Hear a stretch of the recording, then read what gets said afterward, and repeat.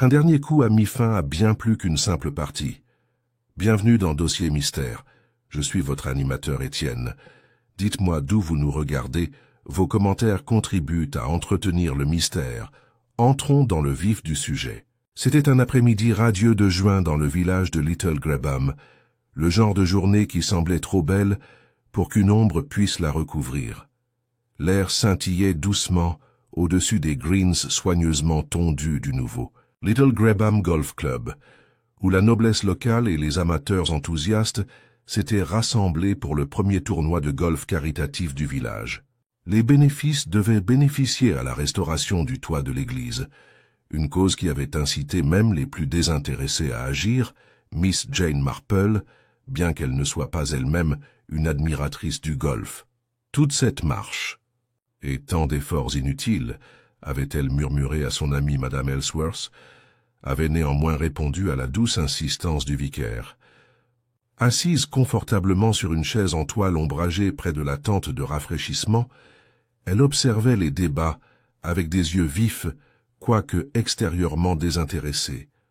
Autour d'elle s'affairait une foule animée, des dames, en robe d'été claire, des messieurs en costume de lin et chapeau de paille, des enfants se précipitant comme des papillons aux couleurs vives. De son point d'observation, Miss Marple pouvait voir les joueurs s'approcher du 9e trou, qui se trouvait joliment près d'un groupe de vieux chênes et du mur d'enceinte en pierre du domaine voisin de Farnlig. C'était, pensait-elle, un cours plutôt joli, mais mal conçu à certains égards. Certaines zones boisées seraient trop faciles pour qu'une balle puisse y disparaître. Et elle avait déjà entendu plusieurs joueurs se plaindre des tirs perdus et des mauvais mensonges. M. Basil Reed, l'actuel capitaine du club de golf, et l'avocat le plus fier du village, s'est levé pour annoncer les jumelages avec une pompe joviale. Le dernier match de la journée, murmurait tout le monde avec enthousiasme, mettrait en vedette nul autre que le colonel Geoffrey Fanshawe et le major Harold Burroughs, tous deux anciens militaires, tous deux férocement compétitifs, et tous deux connus depuis longtemps à Little Grabham pour leur aversion mutuelle à peine dissimulée. Cela en a naturellement fait le point culminant de l'après-midi. À 2 heures précises, le colonel et le major se dirigèrent vers le premier tee en hochant brièvement la tête. Les spectateurs se sont penchés avec impatience. Les paris, chuchotés discrètement derrière les parasols et les mouchoirs de gentleman, flottaient autour de l'assemblée. Le colonel Fanshawe était un homme trapu avec une voix retentissante, un visage rouge sujet à l'indignation et une moustache méticuleusement cirée.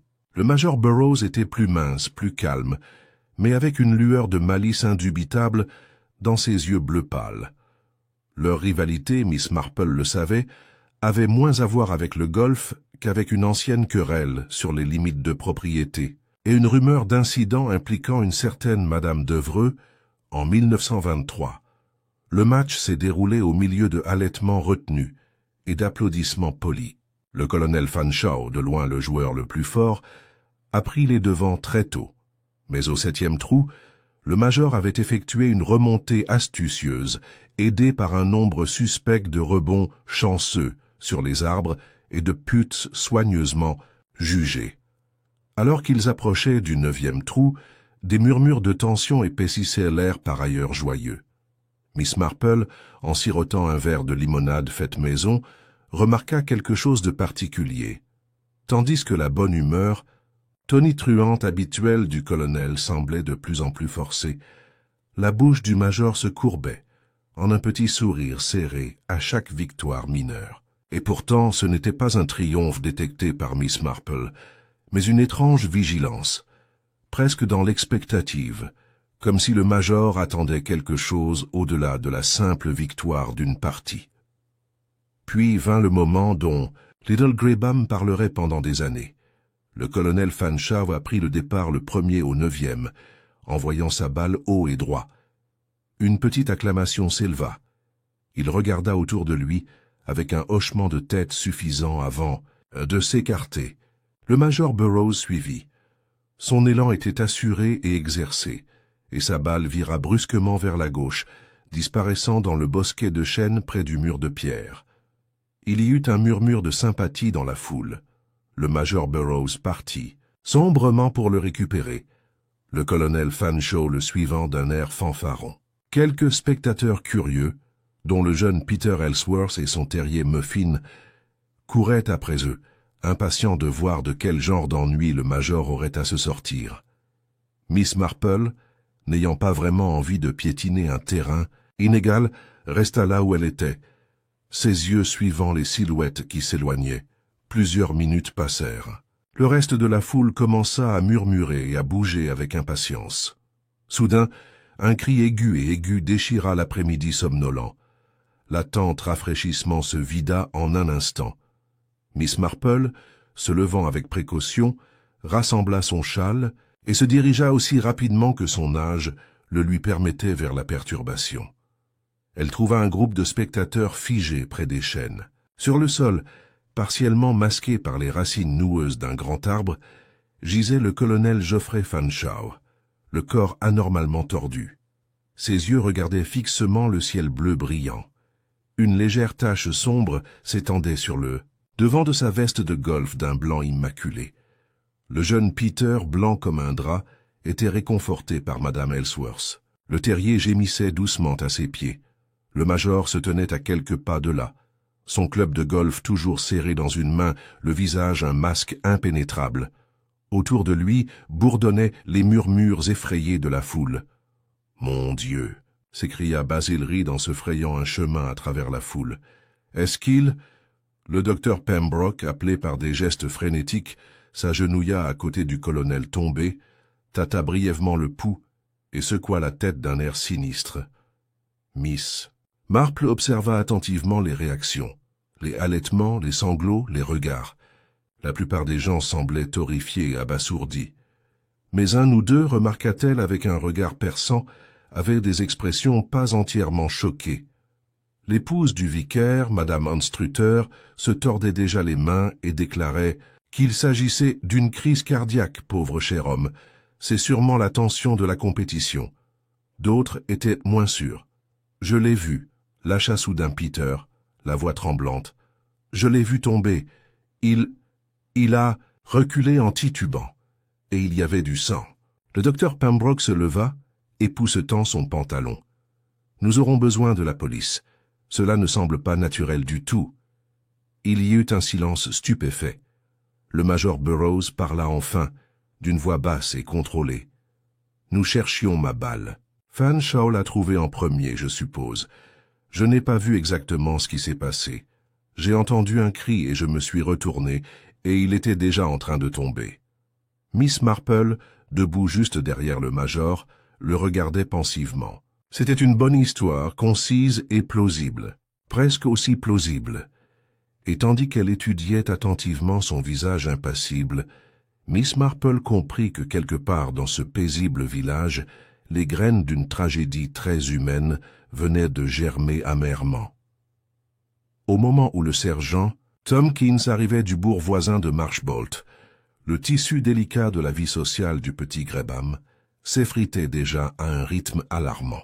Bien que le tournoi ait été officiellement interrompu, un nombre remarquable de villageois sont restés, regroupés en groupes chuchotants à l'ombre des arbres et autour de la tente de rafraîchissement, le visage illuminé d'une curiosité morbide.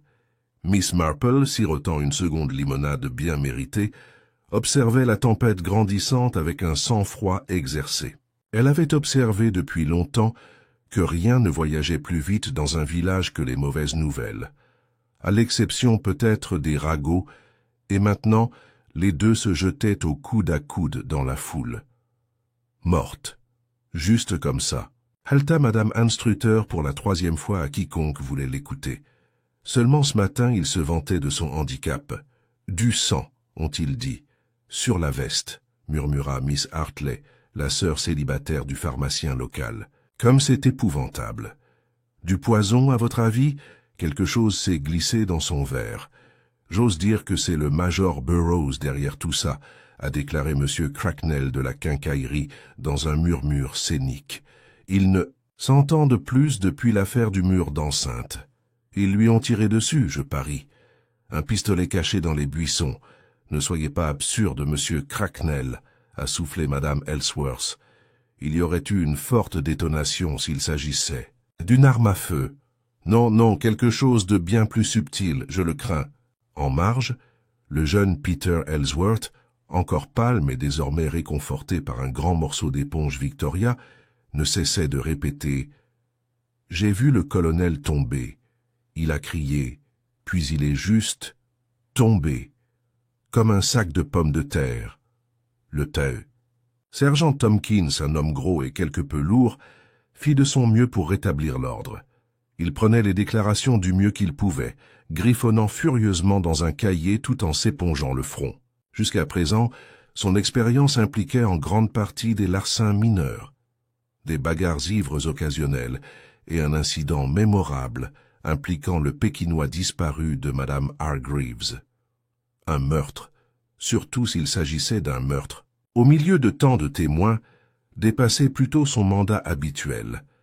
Miss Marple observa ses efforts avec un sourire aimable et légèrement compatissant. « Mettons les choses en ordre maintenant, » aboya Tompkins. « Un à la fois. Ce n'est pas bien que tout le monde parle en même temps, n'est-ce pas? » Mais les théories tourbillonnaient plus vite qu'ils ne pouvaient les contenir. Chaque dispute, oubliée depuis longtemps impliquant le colonel Fanshawe, a été ressuscitée. Il semblait, à entendre les villageois le dire, que le colonel n'avait pas été aussi universellement aimé qu'il le croyait lui-même. Il était arrogant, marmonna M. Parsons, le jardinier, en buvant une pinte de bière que quelqu'un avait pensivement apportée de l'auberge voisine. Je me plains toujours de la façon dont j'ai tondu les greens. J'ai dit que j'avais laissé des mottes de la taille d'un cratère.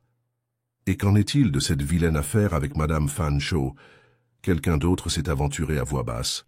Les oreilles de Miss Marple se dressèrent. Elle ne dit rien, mais son esprit, toujours aussi vif, rangea soigneusement la remarque pour y réfléchir plus tard. Madame Fanshawe, une femme mince et nerveuse, coiffée d'un chapeau à large bord, était assise, tremblante, sous les soins de la femme du vicaire. Elle avait été visiblement absente du tournoi, invoquant un mal de tête nerveux, même si maintenant, bien sûr, les langues circulaient sur le fait qu'il aurait pu s'agir de toute autre chose.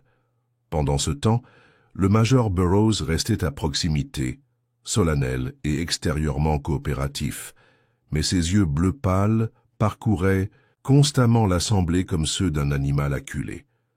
Lorsque le sergent Tompkins l'a finalement interrogé, le major a récité avec précision son explication précédente. « Je ne l'ai perdu de vue qu'un instant, sergent. Quand je me suis retourné, il était au sol. J'ai d'abord cru qu'il avait trébuché. » Tompkins grogna sans engagement, griffonnant des notes. « Et personne d'autre à proximité, monsieur. Aucun tiers ne se cache dans les bois. » Le major secoua la tête. « Pas ce que j'ai vu, même s'il y a beaucoup d'endroits où se cacher dans ces arbres, remarquez. » Miss Marple, silencieuse à proximité, remarqua le ton défensif de sa voix. C'était une déclaration naturelle, et pourtant, d'une manière ou d'une autre, trop préparée, trop prête à suggérer un autre. Auteur. Drôle d'affaire, marmonna Basil Reed, en secouant la tête en croisant Miss Marple. Juste une partie de golf et ça se termine par la mort. Qui l'aurait cru? Miss Marple sourit gentiment. Il ne faut jamais sous-estimer ce qu'un jeu peut susciter dans la nature humaine, monsieur Reed. Il parut perplexe, mais hocha vaguement la tête avant de se dépêcher. Alors que l'après-midi avançait et que le soleil commençait à se coucher lentement vers l'horizon, les villageois se dispersèrent en groupe, ne laissant derrière eux que la police, quelques irréductibles avides de nouveaux scandales et Miss Marple elle-même. Le corps du colonel avait été respectueusement couvert, et un agent de police montait désormais la garde à proximité, silhouette solennelle au milieu, des pétales à la dérive et des tableaux de bord éparpillés. Le docteur Pembroke, après une conférence privée avec le sergent Tompkins, qu'annonça aux personnes encore présentes que la cause du décès semblait étrangement compatible avec un traumatisme soudain, mais que la nature précise devrait être déterminée par un examen plus approfondi. Le poison n'avait pas été exclu. Il n'y avait pas non plus de jeu déloyal d'une nature plus directe. Miss Marple fit une promenade pensive le long du parcours, saluant poliment l'agent Barnes lorsqu'elle passait. Elle s'arrêta brièvement devant le groupe de chênes près du mur de pierre, là où le colonel Fanshawe était tombé. Là, nichée presque hors de vue dans les racines denses du plus grand arbre, elle remarqua quelque chose d'étrange. Un t-shirt cassé, brusquement éclaté. Ce n'est pas inhabituel en soi. Mais celui-ci, remarqua-t-elle, était taché de noir à une extrémité. Elle ne le toucha pas, mais resta silencieuse un moment à le regarder, puis laissa ses yeux se diriger vers le mur. Un rebord de pierre bas dépassait du mur à peu près, à hauteur de poitrine, trop bas pour le confort, trop haut pour un jeu d'enfant. Il avait l'air fraîchement éraflé. « Comme c'est très curieux », murmura Miss Marple. Lorsqu'elle est revenue à la tente pour récupérer son sac à main, elle a de nouveau surpris Madame Anstruther en train de bavarder. Et je vous le dis, le caractère du major est connu de tous. Pourquoi, le mois dernier, lors de la réunion du conseil paroissial, il a menacé le colonel à propos de cette stupide affaire de cours de tennis? Miss Marple, son sac bien, serré dans une main, passait inaperçu, l'esprit tournant méthodiquement. Il ne convenait pas, pensa-t-elle, de porter un jugement hâtif. Au cours de sa longue expérience, l'explication évidente était rarement la vraie. Les gens mentaient, bien sûr, mais tout aussi souvent, ils se mentaient à eux-mêmes. Et quelque part, cachés dans l'enchevêtrement de ressentiments et d'ambitions qui sillonnaient Little Grabham comme les fairways d'un terrain de golf, se trouvait la clé de la mort du colonel Fanshawe. Il ne lui restait plus qu'à trouver le bon fil à tirer. 2 jours après l'incident tragique survenu, au Little Grabham Golf Club, le village restait en effervescence. Alors que l'enquête policière s'est déroulée lentement et méthodiquement, l'enquête informelle et tacite, menée par les villageois, s'est déroulée à un rythme beaucoup plus rapide, bien que considérablement moins précis. Cependant, Miss Marple, comme à son habitude, ne spéculait pas de manière extravagante et ne se mettait pas au centre des affaires.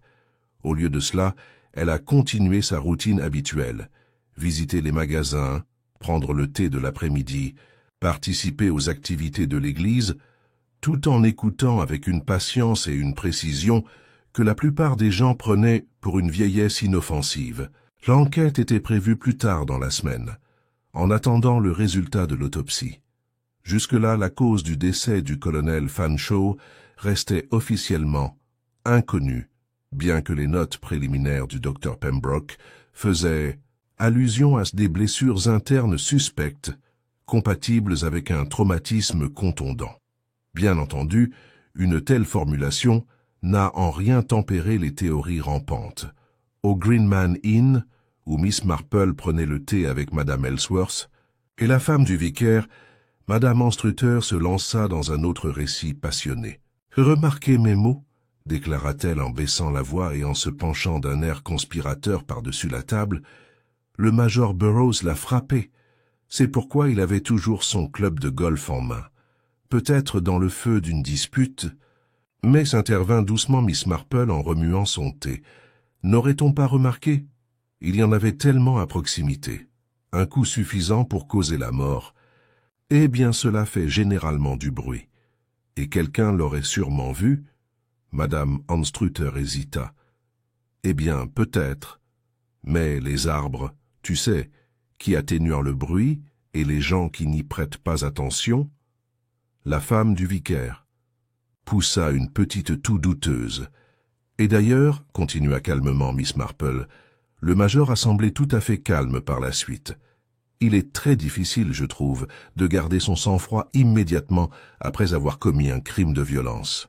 À moins, bien sûr, que l'on soit très expérimenté, ce que je ne pense guère que le major Burroughs soit. » Madame Ellsworth, qui avait passé une grande partie de sa vie à étudier les gens pendant ses années en Inde, hocha la tête d'un air pensif. « Vous croyez donc, Miss Marple, que ce n'était pas si simple ?» Miss Marple sourit. « Oh, mon Dieu!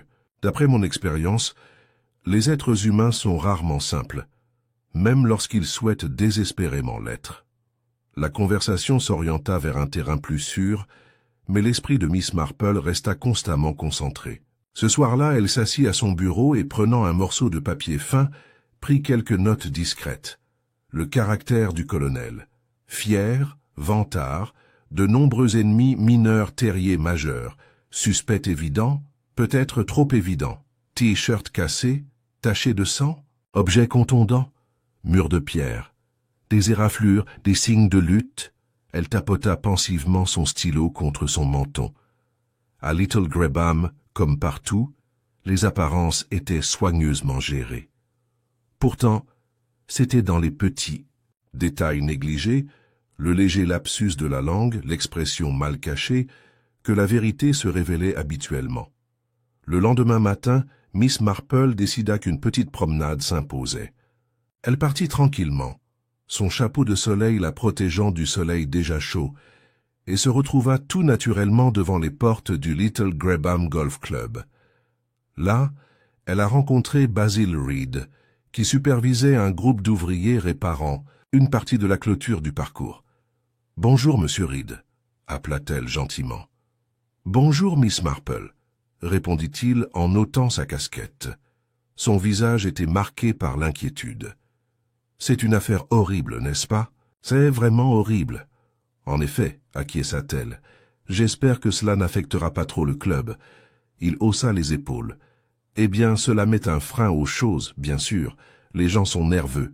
Difficile de les faire penser au golf. Quand il y a une tache de meurtre sur le green, pour ainsi dire. »« Tout à fait compréhensible, » dit Miss Marple avec sympathie. « Je suppose que la police vous a interrogé sur les événements de la journée ?» Reed grimaça.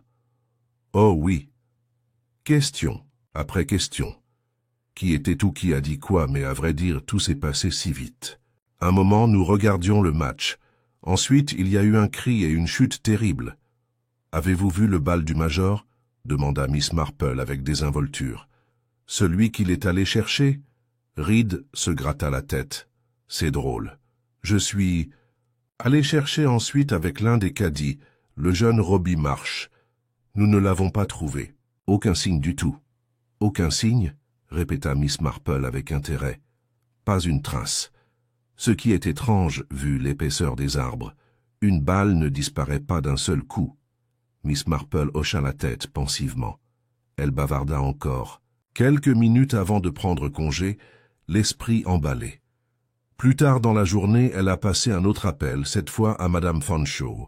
Elle trouva la veuve pâle et tendue, assise sur un canapé en chintz fleuri au milieu d'arrangements de fleurs rigides, provenant de voisins bien intentionnés.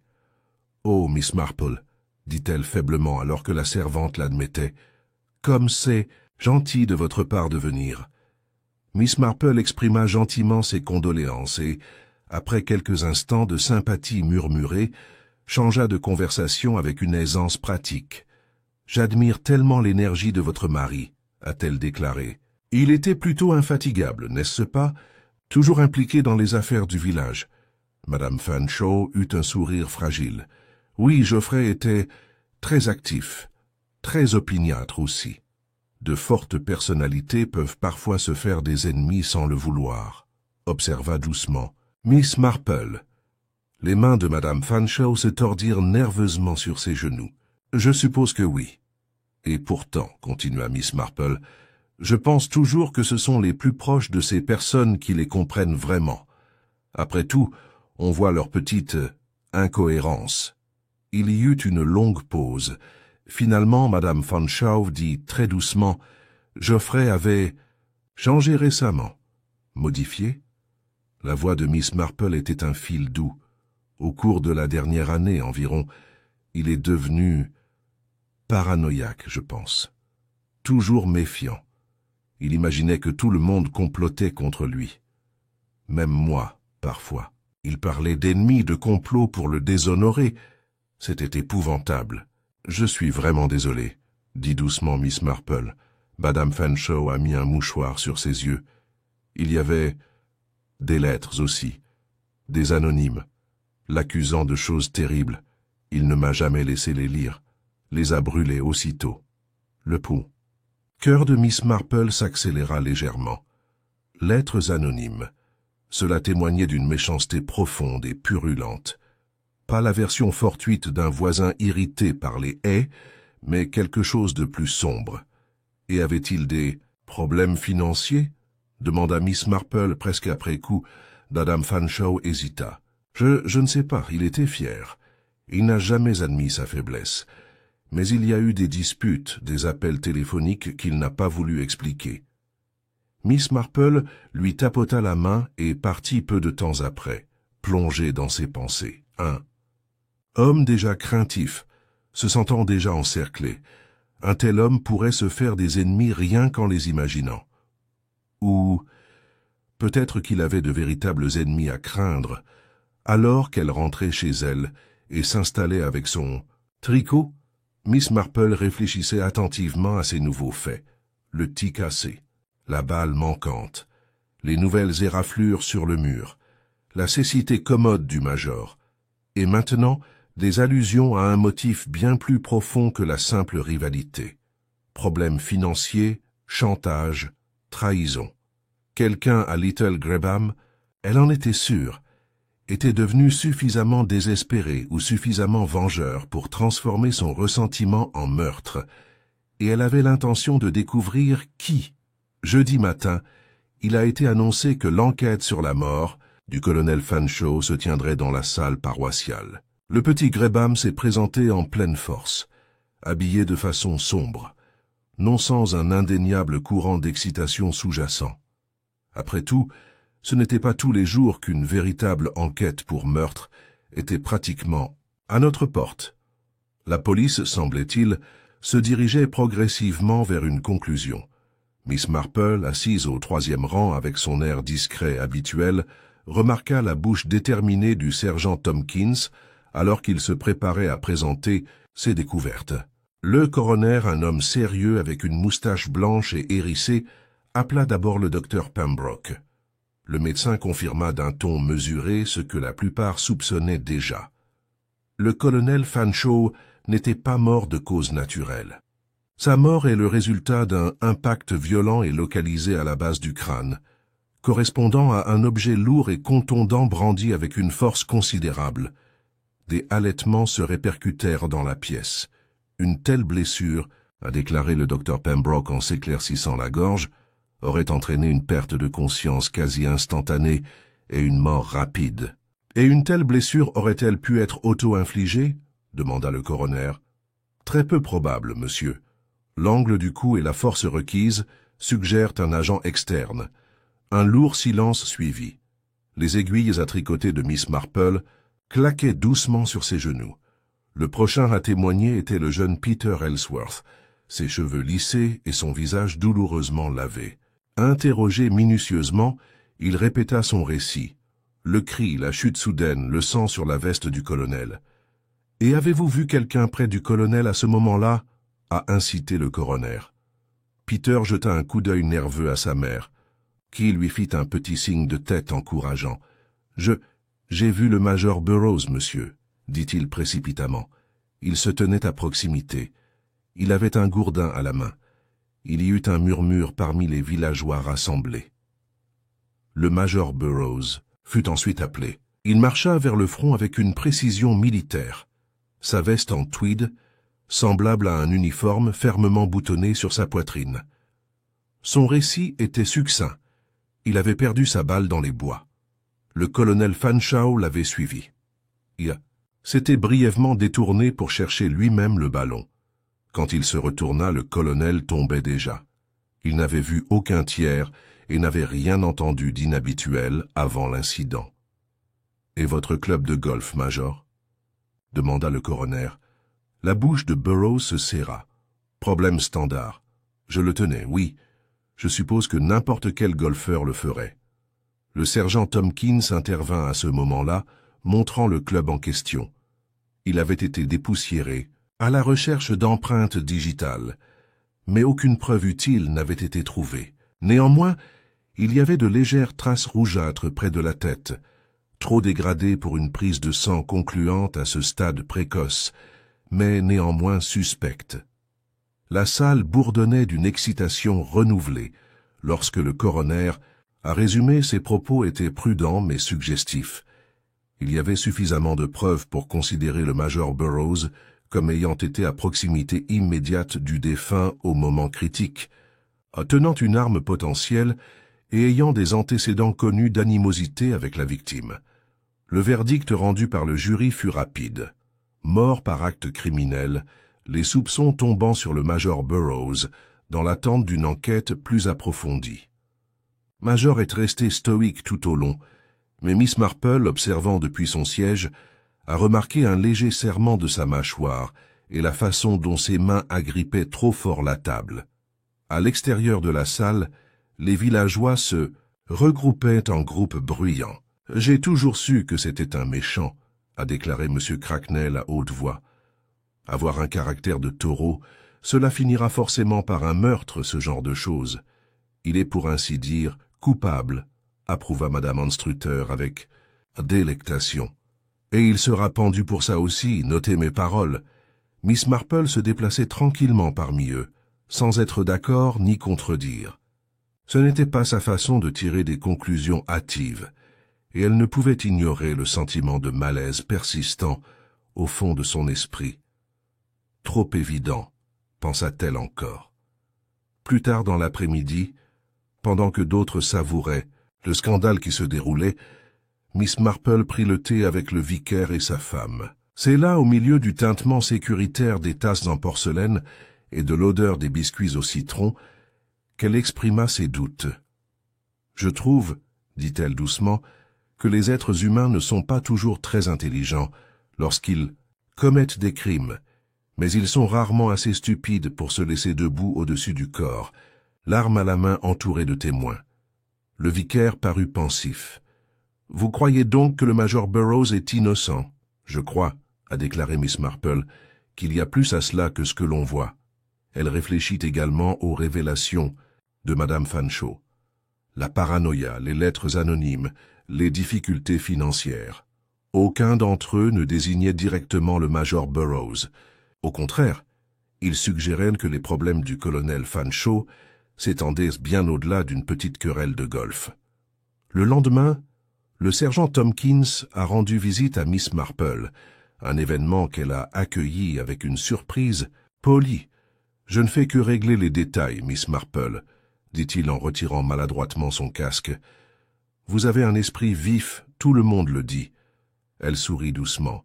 « Plus flatteur, sergent, mais je crains de savoir très peu de choses. Qui pourrait vous aider ?»« Pourtant, dit-il, si tu as remarqué quelque chose d'étrange ce jour-là au club ?» Miss Marple hésita. « J'ai remarqué, dit-elle prudemment, que le major était remarquablement calme dans les circonstances. »« C'est suspect en soi, dit rapidement Tompkins. »« Peut-être, mais il est également possible, a déclaré Miss Marple, que le major Burroughs était calme parce qu'il avait vu quelque chose dont il n'osait pas parler. » Tompkins cligna des yeux. « Tu veux dire... »« Je veux dire, dit sereinement Miss Marple, qu'il est très dangereux d'assumer sa culpabilité trop tôt. La vérité, d'après mon expérience, ne réside souvent pas dans ce qui est dit, mais dans ce qui n'est pas dit. » Tompkins partit, l'air plus perplexe qu'éclairé. Ce soir-là, Miss Marple sortit une fois de plus son cahier. Elle a passé en revue ses faits. Terrier majeur, animosité avec colonel, opportunité, mais trop commode Madame Fanshawe, allusion à la peur et au chantage lettres anonymes, expéditeur inconnu, pourrait être la clé t-shirt cassée, arme potentielle, balle manquante, disparition mise en scène. Un plan commença à se former dans son esprit, délicat mais précis. Si l'assassin avait compté sur la responsabilité du major, cela suggérait une préméditation. Et si c'était le cas, alors l'arme, la scène et les témoins avaient tous été subtilement manipulés. Et là, peut-être, se trouvait la solution. Quelque part parmi les observations fortuites de cet après-midi, le mouvement de quelqu'un, la parole de quelqu'un, se trouvait la fissure dans la façade. Miss Marple, ses yeux bleus légèrement scintillants, posa son tricot de côté. Il était temps, pensa-t-elle, de remuer un peu les os, de voir qui, parmi les citoyens respectables, de Little Graham pourrait se trahir sous la bonne pression. Le lendemain matin, l'aube était brumeuse et fraîche, avec une douce bruine tombant sur les toits de chaume et les rues pavées de Little Graham. Miss Marple s'est réveillée tôt, l'esprit clair et déterminé. Elle avait mal dormi, troublée non pas par des rêves, mais par des pensées persistantes et à demi formées. Il y avait quelque chose qui la tourmentait, quelque chose de petit, d'insignifiant même, mais qui refusait obstinément de s'installer. Après avoir déjeuné avec un modeste bol de porridge et de thé, elle s'est enveloppée dans son imperméable léger et est repartie pour le terrain de golf. Elle avait une mission précise aujourd'hui, et elle espérait que le temps, aussi maussade soit-il, éloignerait les curieux. Le green était désert, à l'exception d'un gardien solitaire qui nettoyait les flaques d'eau des bunkers avec une raclette. Miss Marple lui fit un signe de tête poli, mais se dirigea tout droit vers le bosquet de chênes près du 9e trou, la scène du crime. Elle se déplaçait lentement, ses yeux scrutant le sol non pas à la recherche de quelque chose d'évident, pas d'armes brillantes ou d'empreintes sinistres, mais à la recherche de ce qui était ordinaire, négligé. Il était étonnant, pensa-t-elle, de voir à quelle fréquence les gens enjambaient ce qui comptait le plus. Au pied d'un arbre dont les racines faisaient saillie comme des doigts noueux, elle trouva ce qu'elle avait à moitié espéré découvrir. C'était un simple gant de golf maintenant détrempé par la pluie. Cuir pâle de petite taille, Miss Marple le ramassa délicatement avec un mouchoir. Ce n'était pas particulièrement remarquable, à l'exception d'un détail. Une légère tache brun rougeâtre sur le pouce et la paume.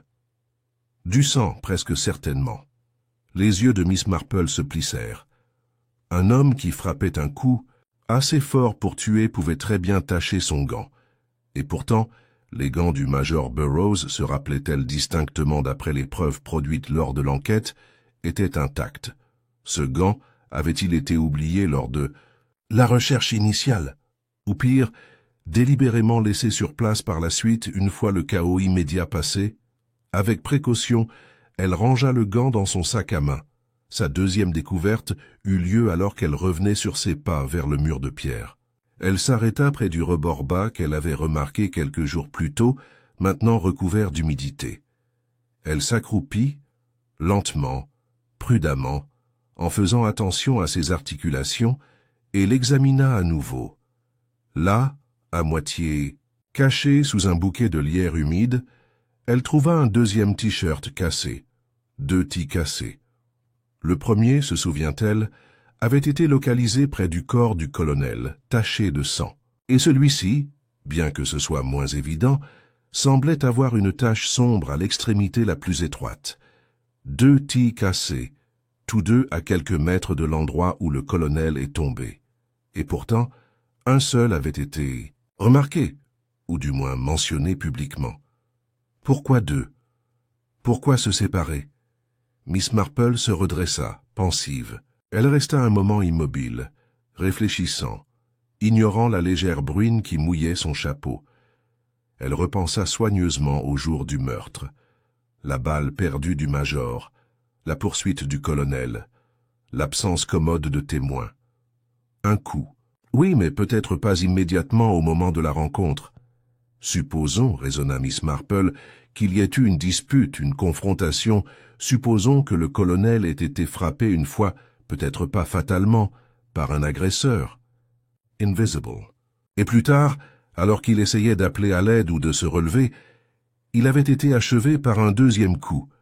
La présence de 2 tis cassés pourrait faire allusion à 2 frappes, 2 événements proches dans le temps, mais pas identiques. La pluie devint plus forte et Miss Marple rentra chez elle, l'esprit en ébullition de possibilités. Cet après-midi-là, en sécurité dans son salon douillet avec un feu crépitant joyeusement, elle examina le gant sous un meilleur éclairage. Petite, confirma-t-elle encore une fois.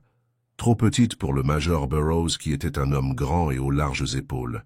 Le gant, devina-t-elle, conviendrait à la main d'une femme ou d'un homme aux doigts très fins. Elle repensa à Madame Fanshawe qui n'avait pas assisté au match.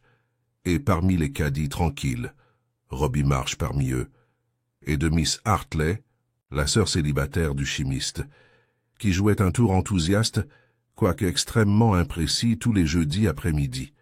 Après tout, de nombreuses mains auraient pu laisser un gant derrière elle, mais la tache de sang et sa présence parmi les chaînes ont tout changé. Miss Marple s'autorisa un petit sourire satisfait. Elle se rapprochait. Le village, quant à lui, restait fermement fixé sur le major Burroughs. En fin d'après-midi, les rumeurs étaient devenues quasi certaines. Des plans étaient déjà murmurés pour un remplaçant au conseil paroissial. Des groupes de femmes ont murmuré sur la nécessité d'annuler les futurs tournois, jusqu'à ce que les désagréments soient réglés.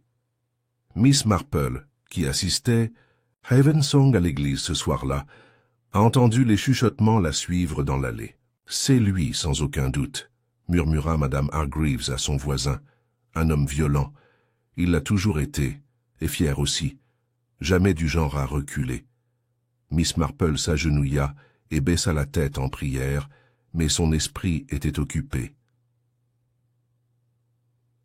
Ça. Les petits villages, elle le savait, les jugements de moralité faisaient souvent office de preuve. Un homme semblait coupable, et donc il était coupable. Une méthode de raisonnement dangereuse et sur laquelle s'appuyaient les meurtriers. Après le service, Miss Marple s'est attardée dehors sous les combles pour éviter les pluies les plus fortes, échangeant des hochements de tête et des mots polis avec ses voisins.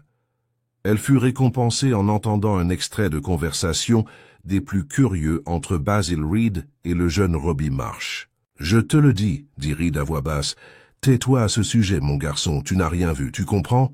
Je ne l'ai pas fait, balbutia Robbie. Je veux dire, eh bien, je pensais avoir vu, mais il ne sert à rien de se mélanger, a déclaré Reed en posant une main lourde sur l'épaule du garçon. Surtout quand il est trop tard pour changer quoi que ce soit. Les yeux de Miss Marple brillaient sous son parapluie. Elle devrait bientôt parler au jeune, Robbie, soigneusement, gentiment, avant que quelqu'un d'autre ne le persuade d'oublier complètement ce dont il avait été témoin. Cette nuit-là, assise près de son feu, avec son tricot une fois de plus mis de côté, Miss Marple a planifié son prochain mouvement. Il y avait, pensa-t-elle, un moyen de découvrir la vérité.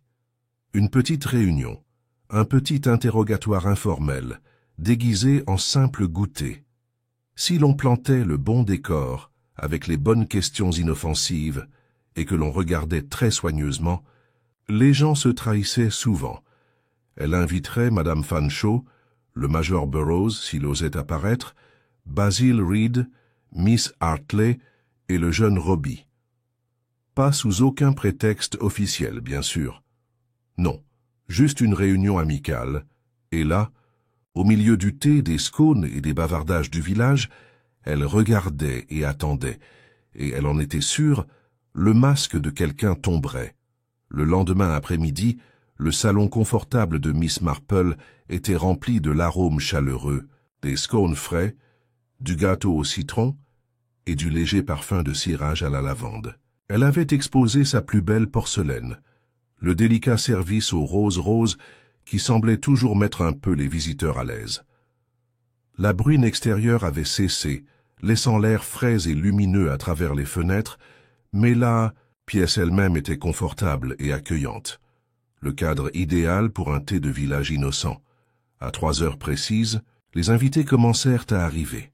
Madame Fanshawe est apparue la première, étroitement enveloppée dans un châle noir qui la faisait paraître encore plus petite et plus fragile que d'habitude. Son visage pâle s'éclaira d'un faible sourire au doux salut de Miss Marple. Vint ensuite Basil Reed, son attitude habituellement confiante quelque peu modérée. Il portait un épais costume gris qui sentait légèrement la naphtaline, et il regardait autour de lui comme s'il s'attendait à une embuscade. Miss Hartley le suivit, tenant un grand sac à main et affichant un air de désapprobation pincée. Elle désapprouvait clairement la frivolité en période de tragédie, mais n'avait pas pu résister à l'attrait des commérages déguisés en courtoisie. Puis le jeune Robbie Marsh arriva, tirant nerveusement sur les manches de sa veste. Ses cheveux blonds étaient en désordre, et sa mère lui avait visiblement frotté le visage jusqu'à ce qu'il brille. Il accepta un scone avec un remerciement marmonné et s'assit sur le bord du canapé comme s'il était prêt à fuir à tout moment. Finalement, le major Burroughs entra, dans sa posture militaire raide et défensive. Il s'inclina formellement devant Miss Marple, mais ne rencontra le regard de personne. Il ressemblait, pensa Miss Marple, à un homme entouré d'ennemis, et il en était très conscient. Lorsqu'ils furent tous assis et qu'on leur eut offert du thé et des gâteaux, Miss Marple commença son orchestration minutieuse. Elle parla d'abord de choses ordinaires, la météo, le fond du toit de l'église, le chat perdu du curé, récemment retrouvé endormi dans les fonds baptismaux. Des rires éclatèrent brièvement dans la pièce, apaisant la tension. Puis avec le ton le plus doux possible, elle détourna la conversation. « Je pense toujours, » dit-elle en passant la crème caillée à Madame Fanshawe, « que la façon dont les gens jouaient à des jeux peut en apprendre beaucoup sur le caractère. » Il y eut un petit murmure d'accord. « Le golf en particulier, » a poursuivi Miss Marple. « Tant de choses dépendent de la patience et d'une stratégie prudente. On voit la vraie personne émerger. » Le major Burroughs bougeait inconfortablement sur sa chaise. « Prenez le pauvre colonel Fanshawe, » poursuivit Miss Marple en beurrant un scone. « C'était un homme très fier, n'est-ce pas? Très compétitif. Pas toujours. Aimable quand les choses ne se passaient pas comme il le souhaitait. » Madame Fanshawe baissa les yeux sur ses genoux, ses doigts serrés autour de sa tasse de thé. « Bien. »« Sûr, » a déclaré Miss Marple, apparemment inconsciente de la tension soudaine. « La plupart des gens ne prennent pas ces choses assez au sérieux pour conduire à une tragédie. Mais parfois le ressentiment peut s'envenimer, n'est-ce pas? » Basil Reed émit un bruit à mi-chemin entre une toux et un grognement. « Et parfois, » a déclaré Miss Marple, « une petite querelle en surface peut cacher des blessures bien plus profondes en dessous. » Elle se tourna légèrement, ses yeux posés sur le jeune Robbie. « Tu as dû voir beaucoup de matchs, Robbie, en aidant avec les cadets. » Le garçon rougit. « Oh, oui, madame. J'imagine que tu remarques des choses aussi. Les enfants le font souvent. Des choses que les adultes négligent. » Robbie avait l'air paniqué. Miss Marple lui sourit gentiment. Cela a dû être déroutant l'autre jour, avec tous les cris et les gens qui couraient partout. Il hocha vigoureusement la tête. « Tu as dit que tu pensais avoir vu quelque chose ?» Basil Reed se redressa. « Le garçon s'est trompé, » dit-il rapidement. « Il avait peur, c'est tout. » Les yeux de Miss Marple pétillèrent. Bien sûr qu'il avait peur. Mais parfois, les gens effrayés voient la vérité plus clairement, n'est-ce pas? Il y eut un silence fragile. Robbie se lécha les lèvres. « Je pensais avoir vu quelqu'un près du mur, près de l'endroit où le colonel Fanshawe est tombé. » Tout le monde se tourna vers lui. Pas le major Burroughs, lâcha Robbie, la voix tremblante. Quelqu'un d'autre. Je n'en ai vu qu'un peu, comme une manche peut-être, sombre, comme verdâtre ou marron. Le visage de Basil Reed s'assombrit. C'est absurde. Le garçon est confus. Maintenant, dit calmement Miss Marple. Il est tout à fait naturel de vouloir protéger les personnes qui nous sont chères, mais la vérité finira par éclater. Basil Reed la regarda, mais ne dit rien. Miss Marple posa sa tasse avec un petit tintement. « Robbie, chérie, c'était quelque chose comme ça. » Elle a sorti de son sac à main une photo qu'elle avait demandée au photographe local plus tôt dans la journée. Un cliché des membres du club de golf, pris 2 mois auparavant lors de l'ouverture du Club House. Elle désigna une silhouette, debout près du fond. Basil Reed, vêtu d'une veste en tweed vert foncé, remarquablement similaire en teinte à celle que Robbie venait de décrire. La pièce semblait figée. « Je suppose, » dit doucement Miss Marple, « que lorsque l'humeur est élevée, des accidents peuvent survenir. Un coup porté peut être sans intention réelle. Mais le problème est qu'une fois que quelqu'un est mort, même un accident devient un crime. » Basil Reed se leva d'un bond. « C'est scandaleux. J'exige que vous arrêtiez ça immédiatement. » Madame Fanshawe se recula contre le canapé. Miss Hartley laissa tomber sa tasse de thé avec fracas. Le major Burroughs resta assis, son visage soudain dépourvu de sa rigidité défensive d'antan. Il regardait Basil avec une sorte de compréhension horrifiée. Miss Marple croisa les mains sur ses genoux. « Il y avait autre chose, » dit-elle doucement. « La balle manquante. Tout le monde la regardait. Vous voyez, » a poursuivi Miss Marple, « le major Burroughs n'a jamais retrouvé sa balle perdue, parce qu'elle avait déjà été empochée par quelqu'un qui voulait qu'il n'y ait aucun témoin de ce qui allait se passer. » Elle fixa ses yeux sur Basil Reed. Le major a été attiré dans les bois. Le colonel Fanshawe l'a suivi. Mais ce n'était pas la balle du major qu'il poursuivait, n'est-ce pas? C'était un piège. Il y eut un silence terrible. Finalement, Basil Reed parla, la voix basse et rauque. « Il m'a ruiné, dit-il. Cet imbécile pompeux. Il a refusé ma candidature au poste de secrétaire du club, m'a traité d'incompétent, a dit à tout le monde que je n'étais pas digne de confiance. Après tout ce que j'avais fait pour ce village, je voulais seulement l'effrayer. Renversez-le, montrez-lui qu'il n'était pas invincible. Vous l'avez frappé plus fort que vous ne l'aviez prévu, dit doucement Miss Marple. Reed se laissa tomber sur sa chaise, vaincu. Madame Fanshawe fondit en larmes. Robbie s'accrochait à sa tasse de thé comme pour le protéger. Miss Hartley, l'air consterné, retrouva enfin sa voix. « Alors, Major Burroughs, il est innocent ?» Miss Marple hocha la tête. Il était censé être le bouc émissaire. Tout s'est arrangé pour que la faute revienne naturellement à lui. Le Major Burroughs expira brusquement, la raideur quittant son corps d'un seul coup. Miss Marple se leva, sonna sa femme de chambre et demanda que le sergent Tompkins soit convoqué immédiatement. Alors, qu'elle se tenait près de la fenêtre, regardant la lumière d'automne se diriger vers les champs verts, elle pensait, non sans tristesse, à quel point la frontière était souvent mince entre la fierté et la destruction, et comment, le plus souvent, les meurtres dans un village ne provenaient pas uniquement de la folie ou de la méchanceté, mais de faiblesses humaines très ordinaires, laissées sans contrôle. Ce n'est que quelques heures après l'arrestation de Basil Reed que le village de Little Grabham, si certain d'avoir assisté à la pleine conclusion de son drame, se retrouve à nouveau inondé de rumeurs. Miss Marple, revenant du commissariat de police où elle avait fait sa discrète déclaration, aurait pu être tentée de penser que l'affaire était close. Reed avait avoué, non sans réticence mais avec suffisamment de détails pour satisfaire le sergent Tompkins et le coroner, que la mort du colonel Fanshawe avait été une conséquence fatale de la colère et de l'orgueil blessé.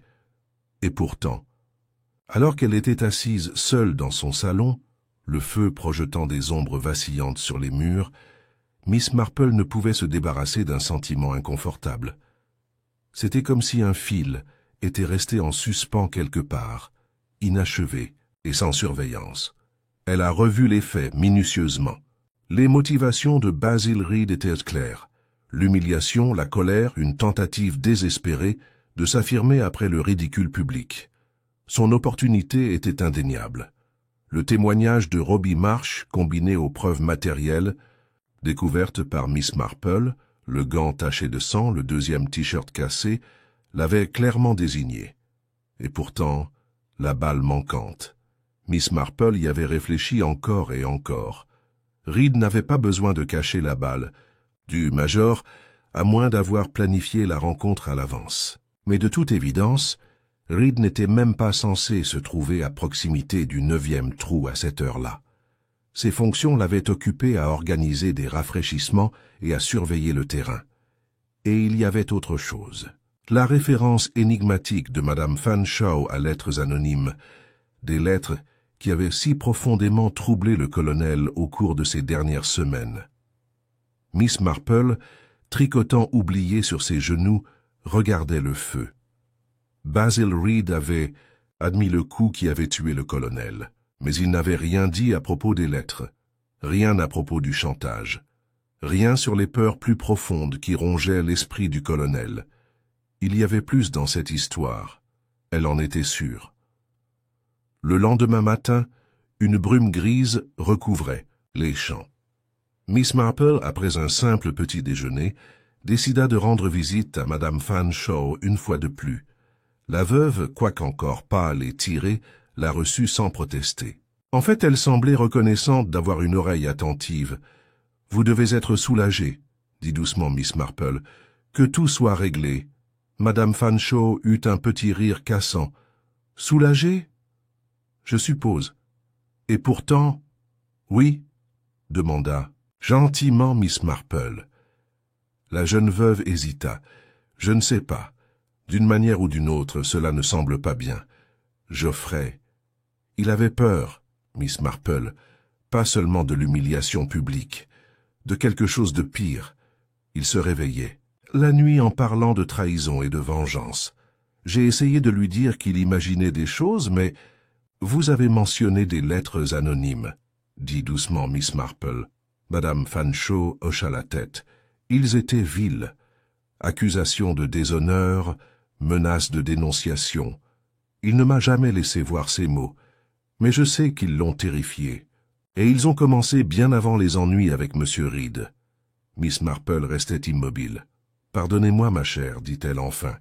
Mais avez-vous gardé une de ces lettres ?» Madame Fanshawe secoua la tête. « Non, il les a tous brûlées. Jusqu'au dernier. » Miss Marple se leva, lui tapota la main et partit, l'esprit emballé. Si le colonel avait été victime de chantage avant sa querelle fatale avec Basil Reed, alors l'attaque de Reed, aussi tragique soit-elle, n'aurait peut-être pas été la véritable racine du mal qui avait enveloppé Little Grabam. Quelqu'un d'autre avait remué la situation bien avant ce coup final. Le prochain arrêt de Miss Marple était le bureau de poste du village, un petit bâtiment blanchi à la chaux présidé par Miss Simpkins, une femme à la mémoire formidable et à la discrétion encore plus redoutable. « Bonjour, Miss Simpkins », dit agréablement Miss Marple en achetant une feuille de timbre. « Je me demandais, y a-t-il eu beaucoup de lettres anonymes envoyées localement ces derniers temps? Je sais que c'est inhabituel, mais parfois ces petites choses se révèlent. » Miss Simpkins hésita. Elle n'était pas une femme encline au commérage, mais la voix douce et les manières inoffensives de Miss Marple faisaient souvent des merveilles. « Eh bien, dit-elle à contre-cœur, il y a eu quelques missives suspectes. Maintenant vous en parlez. Aucune adresse de retour toute tapée, déposée directement dans la boîte ici aussi. Pas publiées ailleurs. Récemment? » Miss Simpkins hocha la tête. « Ces derniers mois. Ce qui est drôle, c'est que l'un d'eux était adressé à Miss Hartley. » Les sourcils de Miss Marple se haussèrent. « Mademoiselle Hartley ?» répéta-t-elle. « Oui, » dit Miss Simpkins. « À propos de ses affaires privées, peu importe ce que cela signifiait. Elle était très bouleversée. Elle a menacé de s'adresser à la police, mais elle ne l'a jamais fait. Comme c'est très curieux, » murmura Miss Marple. Plus tard, dans l'après-midi, sous prétexte de rendre un livre emprunté à la bibliothèque, Miss Marple rendit visite à Miss Hartley. La vieille fille, toujours fragile, semblait encore plus tendue que d'habitude. Miss Marple bavarda légèrement pendant plusieurs minutes avant de diriger la conversation. « Vous avez dû être très secouée, » dit-elle avec sympathie, en recevant une lettre anonyme. Miss Hartley se raidit. « Ce n'était rien, » dit-elle sèchement. « C'est un non-sens malveillant. Probablement un jeune voyou qui n'a rien de mieux à faire. »« bien sûr, apaisa Miss Marple. « C'est quand même bouleversant, surtout quand de telles choses sont censées semer le trouble. » La bouche de Miss Hartley se tordit. « Il y a ceux dans ce village, dit-elle avec amertume, qui se croient meilleurs que nous tous. Qui aimerait voir les autres déshonorés ?» Miss Marple inclina poliment la tête. « Et le colonel Fanshawe ?» demanda-t-elle doucement. « Avez-vous reçu quelque chose à son sujet ?» Le visage de Miss Hartley s'assombrit encore davantage. « Si vous voulez savoir, dit-elle avec raideur, ce n'était pas un saint, Miss Marple. Il traitait les gens comme de la saleté, moi y compris. La pharmacie de mon frère, Geoffrey Fanshawe a essayé de nous ruiner il y a des années à cause d'une petite dette. Et puis il y a eu cette affaire avec Madame Devreux. Madame Devreux? La voix de Miss Marple était une pure innocence. Miss Hartley renifla. Il vaut mieux le laisser enterrer. Mais Miss Marple a soigneusement conservé le nom. Un autre vieux scandale, peut-être celui que le colonel craignait, ne refait surface. Et si Miss Hartley avait été lésée, si elle avait suffisamment de motifs pour nourrir du ressentiment? Il était possible qu'elle ait nourri les craintes du colonel, attisant de vieux griefs jusqu'à la paranoïa. À la tombée de la nuit, Miss Marple avait reconstitué une possibilité troublante. Et si le véritable motif de la chute du colonel n'était pas simplement la fierté de Basil Reed? Et si quelqu'un avait travaillé pendant des mois pour saper le colonel Fanshawe, érodant sa réputation, empoisonnant sa tranquillité d'esprit, et que le coup fatal porté par Reed n'avait été que le point culminant tragique d'une campagne bien plus longue? Si tel est le cas, le véritable méchant n'a pas encore été révélé. Quelqu'un d'assez intelligent pour rester caché, quelqu'un de patient, quelqu'un avec de vieilles rancunes et de nouvelles ambitions. Miss Marple a mis de côté son tricot et a dressé une liste. Miss Hartley. Motif de ressentiment. Occasion de répandre des rumeurs. Lettres anonymes. Écrites par une personne locale utilisant des connaissances privées. Madame Devreux. Un nom lié à un scandale passé. Peut-être quelqu'un avec des raisons de vengeance encore plus profondes. Ileis. Lui fallait une dernière preuve. Et elle savait exactement comment elle le trouverait. En tendant un piège. Tranquillement, soigneusement, tout comme on pourrait piéger un renard qui perturbe le jardin du presbytère, avec patience, avec des appâts, et avec la certitude que lorsqu'elle est acculée, même la créature la plus sournoise se révèle. 2 jours plus tard, sous le prétexte chaleureux d'une autre réunion de thé, Miss Marple a posé les bases finales de son petit piège. Cette fois, le cadre était plus intimiste. Seules 3 personnes étaient invitées. Miss Hartley, Madame Fanshawe et l'épouse du vicaire, Madame Anstruther, cette dernière étant incluse pour ajouter un air d'innocuité et de bavardage. Le major Burroughs était visiblement absent. Officiellement innocenté, il s'était rendu chez un frère dans le Devon pour se remettre du scandale. Le salon de Miss Marple était à nouveau rempli des odeurs réconfortantes des scones et de la confiture de framboise. Les roses sur la table étaient fraîchement coupées. Tout suggérait un simple après-midi de village, mais en dessous, une stratégie prudente se déroulait. Son plan était simple, mentionner une preuve fabriquée, quelque chose qui n'existait pas, et observer les réactions. Le coupable, elle le savait par expérience, ne pourrait cacher sa réaction s'il pensait que les murs se refermaient. La clé serait la psychologie, et non la confrontation. La conversation a mis du temps à s'établir, tournant autour du jardinage, de la fête d'été et d'un malheureux incident impliquant un mouton en fuite dans le cimetière. Puis, aussi naturellement que si elle discutait de la météo, Miss Marple laissa tomber son appât préparé. « J'ai entendu dire », dit-elle en beurrant un scone, que la police a découvert un indice très intéressant sur les ennuis du colonel. Miss Hartley, sirotant du thé, se raidit presque imperceptiblement. Madame Fanshawe leva les yeux, surprise. Madame Anstruther se pencha avec impatience. Miss Marple sourit doucement. Apparemment, a-t-elle poursuivi, ils ont trouvé une copie conforme d'une des lettres anonymes. Il y eut un petit tintement lorsque Miss Hartley posa sa tasse un peu trop fort. « Une copie carbone ?» répéta Madame Fanshawe, le front plissé. « Oui », a déclaré Miss Marple. « Il semble que l'auteur ait été plutôt stupide. Il en a conservé un double, caché négligemment. Et la police est sûre de pouvoir le faire correspondre à la machine à écrire utilisée. » Le visage de Miss Hartley était devenu très pâle.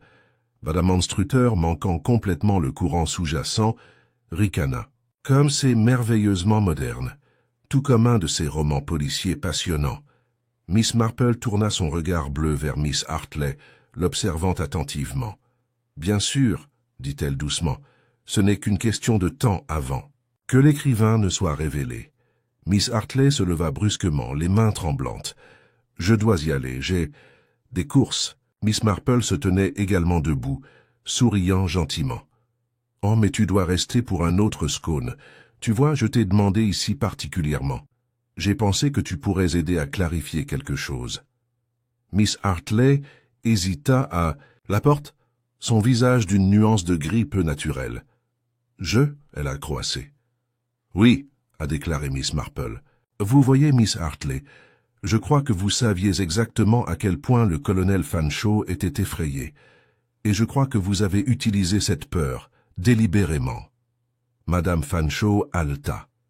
Le visage de Miss Hartley se tordit, ses années de contrôle de soi s'effaçant d'un seul coup. « J'avais raison, » siffla-t-elle. « Il méritait tout ce qu'il avait. Vous ne savez pas à quoi il ressemblait, arrogant, cruel. Il pensait qu'il pouvait détruire les gens sans conséquence. Et c'est donc vous qui avez envoyé les lettres ?» dit doucement Miss Marple. « Vous avez nourri sa peur, vous l'avez poussé au désespoir. Peut-être aviez-vous même l'intention de l'exposer publiquement, de l'humilier. » Miss Hartley se laissa tomber sur sa chaise, tremblante. « Mais vous n'aviez pas prévu Basil Reed, » a poursuivi Miss Marple.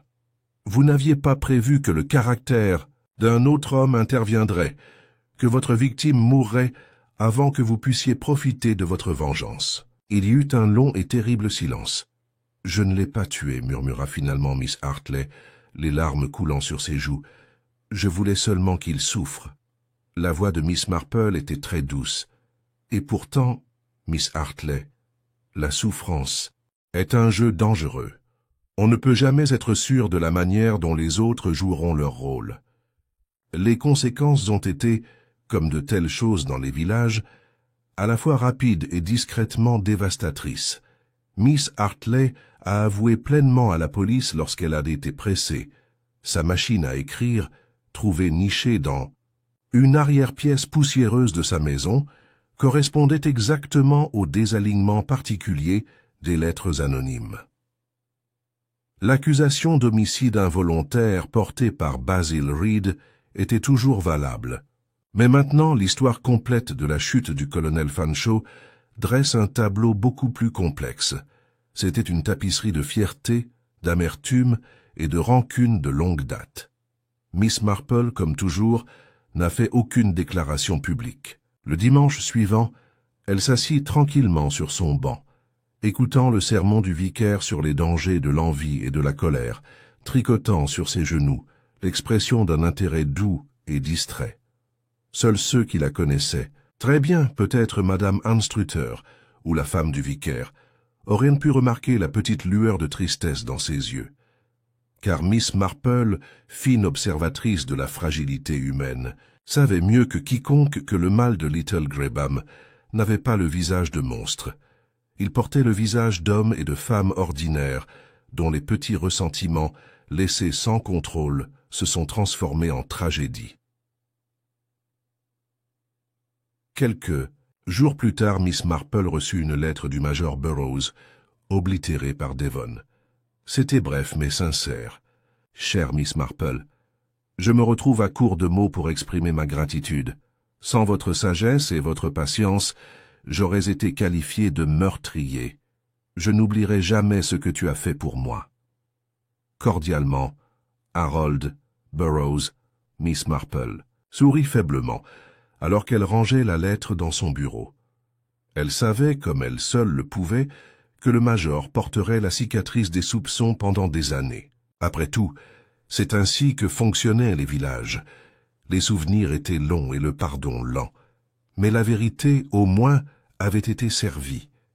Et parfois, dans le jardin enchevêtré de la nature humaine, c'était le mieux qu'on pouvait espérer. C'était une matinée fraîche et claire, lorsque Miss Marple était de nouveau assise dans le petit bureau lambrissé du sergent Tompkins au commissariat de police de Little Grabam. Une théière de thé fort était posée sur le bureau entre eux, à côté d'une assiette de biscuits à moitié mangée, qui ne semblait pas particulièrement les intéresser. Tompkins, le visage marqué par la fatigue et la perplexité persistante, se pencha en arrière sur sa chaise et dit « Miss Marple, Je vous serais obligé si vous pouviez tout m'expliquer. Correctement, vous savez. Du début à la fin. Miss Marple sourit gentiment en lissant le col en dentelle de son chemisier. Bien sûr, sergent. J'ose dire que c'est un peu embrouillé, mais une fois les pièces disposées, cela devient assez simple. Elle croisa soigneusement ses mains sur ses genoux. Vous voyez, commença-t-elle, tout a commencé bien avant le tournoi de charité. Le colonel Fanshawe s'était fait de nombreux ennemis au fil des années. C'était un homme fier, un homme habitué à commander aux autres et à renvoyer ceux qu'il jugeait en dessous de lui. Tompkins hocha la tête. Beaucoup de gens avaient des griefs, c'est vrai. En effet, a déclaré Miss Marple. Mais ce ne sont pas de petits affronts qui ont déclenché la tragédie. C'était quelque chose de plus profond. L'humiliation et la lente érosion de la réputation. Elle but une petite gorgée de thé. Mademoiselle Hartley, aigrie par de vieux torts, a décidé de se venger. Elle a envoyé une série de lettres anonymes au colonel Fanshawe, le menaçant d'être révélé, faisant allusion à des scandales passés, noircissant son nom de manière à la fois subtile et cruelle. Elle savait exactement quelles vieilles blessures aiguiser. Tompkins griffonnait furieusement dans son carnet. Le colonel, déjà fier et méfiant, est devenu de plus en plus paranoïaque. Son comportement est devenu erratique. Il pensait que des ennemis se cachaient dans tous les coins. Cela a alimenté les tensions existantes, avec le major Burroughs sur les conflits fonciers, avec Basil Reed sur la gestion du club, et avec d'autres aussi. « Et le jour du tournoi » a demandé Tompkins. « Ah oui, dit Miss Marple. Ce jour-là, les graines portèrent des fruits amers. » Elle se pencha légèrement en avant, sa voix baissant. « Le major Burroughs a perdu sa balle près du 9e trou, ou plutôt il croyait l'avoir fait. En vérité, la balle a été empochée par Basil Reed, qui avait l'intention de créer une opportunité de confrontation. Reed, bouillonnant de ressentiment après avoir été publiquement rabaissé par Fanshawe, a vu une chance de frapper. Les sourcils de Tompkins se haussèrent. « Alors Reed a tendu le piège ?»« Précisément, » dit Miss Marple. « Il a attiré le colonel dans un endroit isolé, dans le seul but de l'effrayer, peut-être de le renverser et de l'humilier. Mais la colère et la violence sont des compagnes perfides. Reed a frappé plus fort qu'il ne l'aurait voulu, lui infligeant un coup fatal. Et les tis cassés? Il y avait 2 tis cassés, a expliqué Miss Marple. L'un du coup initial, celui que Reed a porté, et l'autre peut-être d'une bagarre ou d'un geste défensif. Ils ont suggéré plus d'un moment de violence, ce qui a d'abord rendu les choses confuses. Tompkins hocha lentement la tête. « Et le gant taché de sang ?»« Un indice clé, » a déclaré Miss Marple. « Trop petit pour Reed, et probablement abandonné. Après coup, peut-être par Miss Hartley elle-même lorsqu'elle s'est rendue dans les bois plus tard, soit pour récupérer des preuves, soit pour mettre en scène quelque chose de plus. Cela a montré que d'autres personnes se trouvaient à proximité de la scène et ne s'étaient pas manifestées. » Tompkins fronça les sourcils. « Mais Miss Hartley n'a pas tué le colonel. »« Non, » dit Miss Marple, « mais elle avait préparé la situation. Sans ces lettres, sans la paranoïa exacerbée du colonel, la confrontation n'aurait jamais pu devenir aussi meurtrière. Elle a semé les graines, même si quelqu'un d'autre a récolté la récolte. » Le sergent se frotta les tempes. « Seigneur, quel gâchis !» Miss Marple sourit sereinement. « Les êtres humains sont rarement bien rangés, sergent. » Plus tard dans la journée, le village se rassembla à nouveau, cette fois non pas avec suspicion, mais avec un soulagement lent et incertain. La vérité, telle qu'elle était apparue, même si elle n'apportait que peu de réconfort. Au presbytère, autour de modestes gâteaux et d'une conversation polie, Miss Marple a été pressée d'obtenir plus de détails par Madame Ellsworth, Madame Anstrutter et quelques autres. « Comment le saviez-vous, Miss Marple ?» demanda Madame Anstrutter à bout de souffle. Miss Marple lui tapota la main. Tout cela était vraiment très ordinaire. Il suffit de surveiller les petites incohérences. Les gens se comportent, selon certains, modèles, et quand ce n'est pas le cas. Cela vaut la peine de le remarquer. Elle avait l'air pensive. Par exemple, L'insistance de Basil Reed sur le fait que le garçon Robbie n'avait rien vu m'a semblé trop forte. Et puis il y avait les petits éclairs d'amertume de Miss Hartley, tout à fait en désaccord avec ses convenances par ailleurs austères. Madame Ellsworth hocha sagement la tête. Tout semble évident maintenant, bien sûr. Miss Marple rit. C'est souvent le cas après coup. Madame Anstruther se pencha. Et qu'en est-il de Madame Fanshawe, pauvre âme? Elle doit être terriblement soulagée. L'expression de Miss Marple s'adoucit. Je pense peut-être qu'elle porte ses propres fardeaux. Le colonel Fanshawe n'a pas toujours été un bon mari, de l'avis de tous. Mais elle l'aimait, je crois, et sa mort, avec toute son amertume et sa honte, est un profond chagrin. Eut un court silence respectueux. Ce soir-là, seule près de son feu, Miss Marple réfléchit une dernière fois à l'affaire. Il ne s'agissait pas du meurtre dramatique que l'on lit dans les romans, pas de passage secret, pas d'empoisonnement, astucieux. C'était quelque chose de bien plus familier et d'une certaine manière de plus tragique. C'était le résultat lent et inévitable de l'orgueil, du ressentiment et de la fragilité humaine. Le colonel Fanshawe avait construit sa propre chute planche par planche au fil des années d'arrogance. Miss Hartley avait attisé les flammes avec méchanceté et amertume. Basil Reed avait porté le coup final, poussé par un orgueil blessé. Et le major Burroughs, presque détruit par tout cela, n'était qu'un malheureux pion, une autre victime des tensions villageoises. Miss Marple soupira doucement, attrapant à nouveau son tricot. « Les gens, se murmura-t-elle, sont vraiment comme les jeux de golf, pleins de petites erreurs de jugement et de grandes ambitions, et très souvent on ne voit jamais les vrais dangers jusqu'à ce qu'il soit bien trop tard. » Dehors, les cloches du soir sonnaient depuis le clocher de l'église, douces et solennelles sur les champs de Little Grabham. La vie, comme toujours, a continué. Et Miss Marple, avec sa sagesse tranquille et son infinie patience, serait là pour le voir et le comprendre, dans toute sa douloureuse et belle complexité. L'été à Little Grabham s'est transformé en un automne brumeux et doré.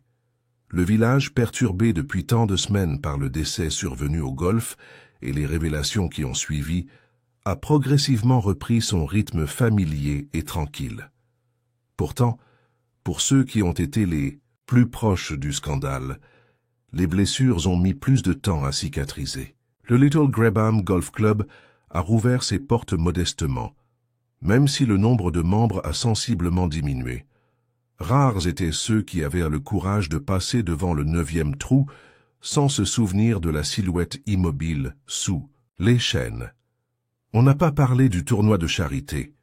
Une plaque mentionnant discrètement les services rendus au club par le colonel Fanshawe a été placée dans le pavillon. Un mémorial destiné davantage à apaiser la conscience publique qu'à honorer l'homme lui-même. Le major Burroughs revint finalement du Devon, accueilli par des hochements de tête polis, mais prudents plutôt que par la chaleur à laquelle il aurait pu s'attendre autrefois. Bien qu'officiellement disculpé, les soupçons flottaient vaguement dans l'air, tel est le cas dans les petits villages, où la mémoire est longue et où la réputation peut être entachée à jamais par la proximité d'un scandale. Mademoiselle Hartley, dont le rôle dans l'affaire est désormais de notoriété publique, a vendu la modeste maison de sa famille et a déménagé chez un cousin éloigné à Bath.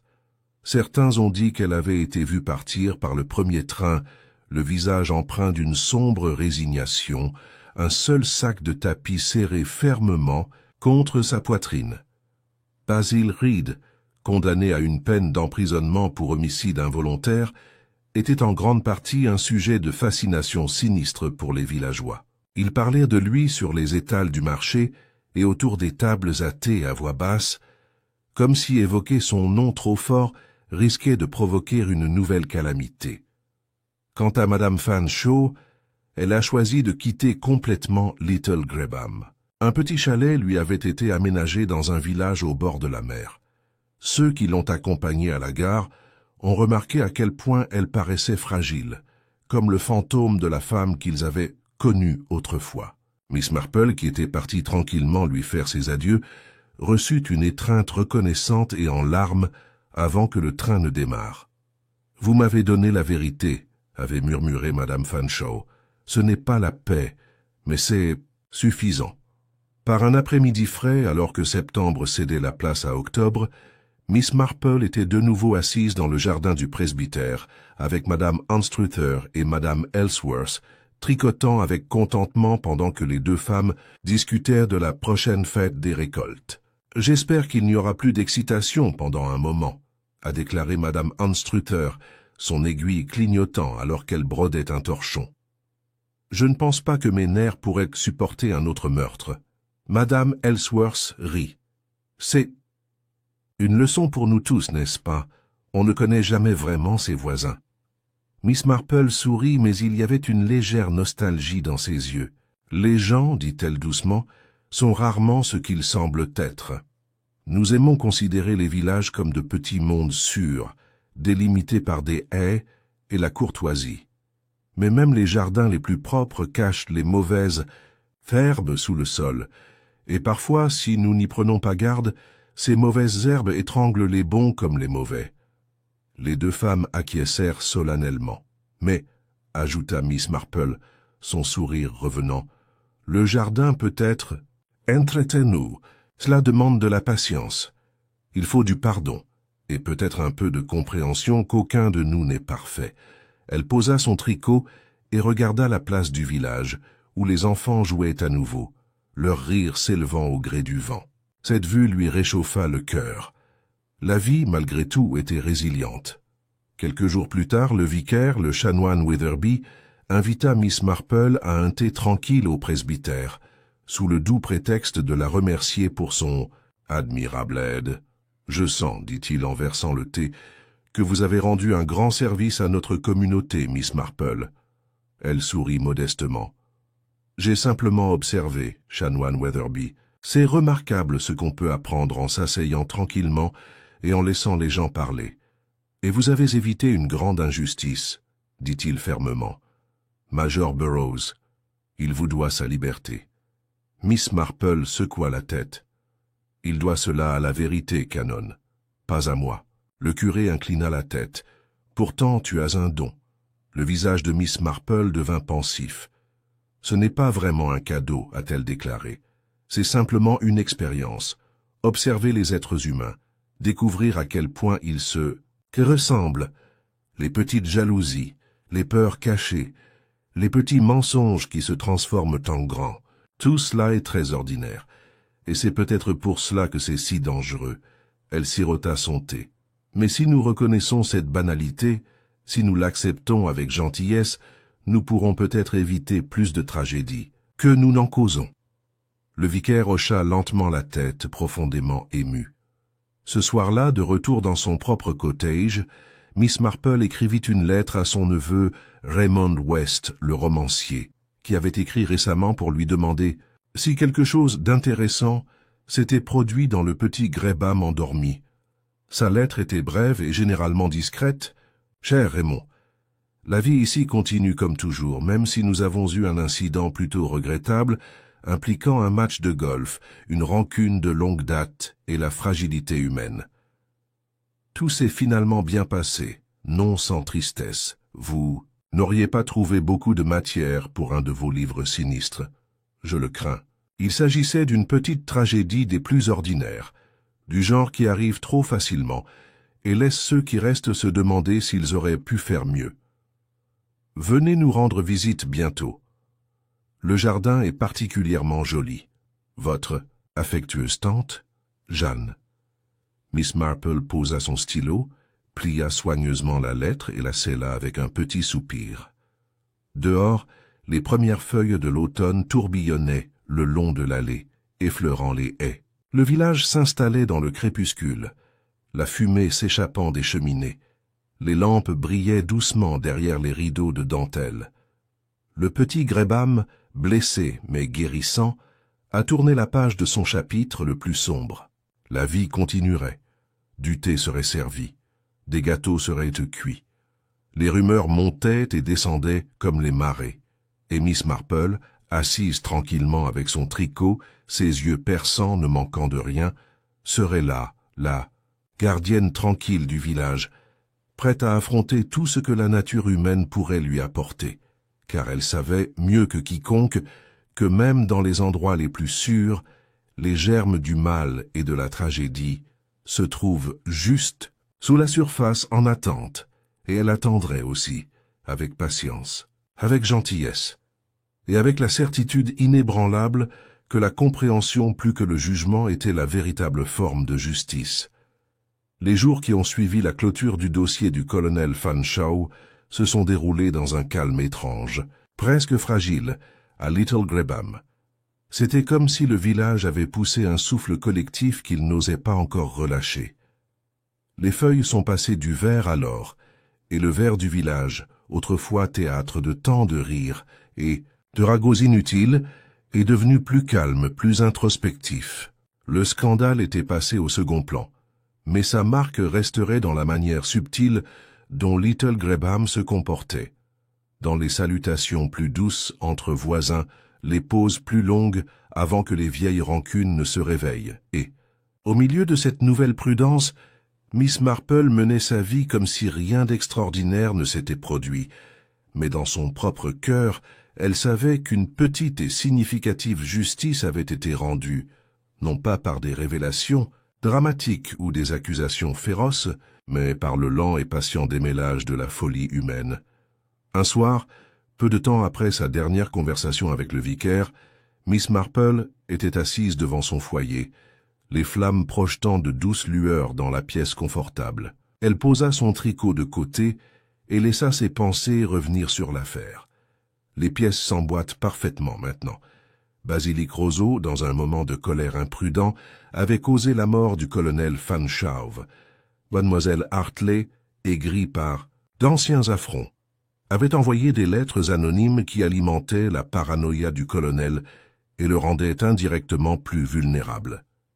Terrier majeur, bien que soupçonné, n'avait été qu'un bouc émissaire commode, une autre victime des apparences et des préjugés du village. Dame Fanshawe, peut-être la véritable victime silencieuse, avait perdu à la fois son mari et son foyer à cause des lents poisons de l'orgueil et du ressentiment. Miss Marple réfléchit, non sans tristesse, que la plupart des crimes auxquels elle fut confrontée ne naissaient pas d'un mal monstrueux, mais d'émotions communes et très humaines. La colère, la peur, la jalousie, l'orgueil blessé, c'était la compréhension de ces petits défauts universels et non les grandes théories de la criminologie, qui l'avaient guidée encore et encore. Elle n'avait pas jugé Miss Hartley lorsque la vérité éclata. Elle n'avait ressenti que de la pitié pour une femme qui avait cru pouvoir infliger de la douleur sans conséquence, sans se rendre compte que la cruauté, une fois libérée, ne pourrait jamais être contrôlée avec autant de précision. Elle avait compris la honte de Basil Reed, ce besoin désespéré de retrouver une dignité perdue, un besoin qui avait coûté la vie à un homme et, en fin de compte, sa propre liberté. Miss Marple attrapa la lettre que le major Burroughs lui avait envoyée, toujours soigneusement pliée sur la table d'appoint. Elle relut lentement les lignes, laissant les mots pénétrer. « Vous avez restauré mon honneur, Miss Marple, et pour cela, je vous en suis éternellement reconnaissant. Mais vous m'avez aussi appris une vérité plus dure, que le soupçon, une fois implanté, ne se déracine pas facilement.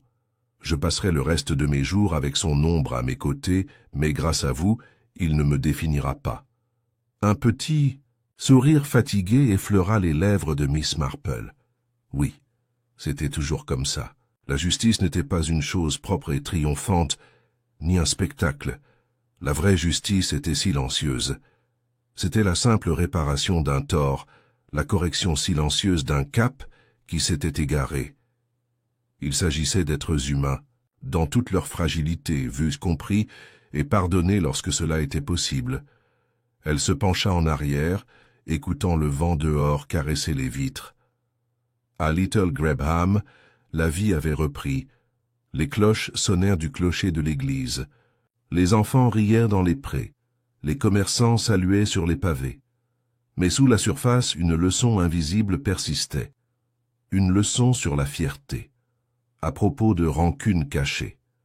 Sur la façon dont même les vies apparemment les plus sûres pourraient être construites sur un sol fragile et cassable, Miss Marple ferma les yeux un instant, respirant la paix de son petit salon. Elle avait fait ce qu'elle pouvait, et elle serait toujours là si Little Grabham, ou tout autre village similaire, avait à nouveau besoin de sa recherche douce et incessante de la vérité. Après tout, pensa-t-elle avec un léger sourire, la nature humaine n'a jamais vraiment changé, et cela, elle le savait, la garderait toujours alerte. Très tranquillement, Miss Marple reprit son tricot, les aiguilles claquant doucement dans l'air calme du soir, tandis qu'à l'extérieur, sous le ciel qui s'assombrissait, Little Grabham dormait, en sécurité pour l'instant.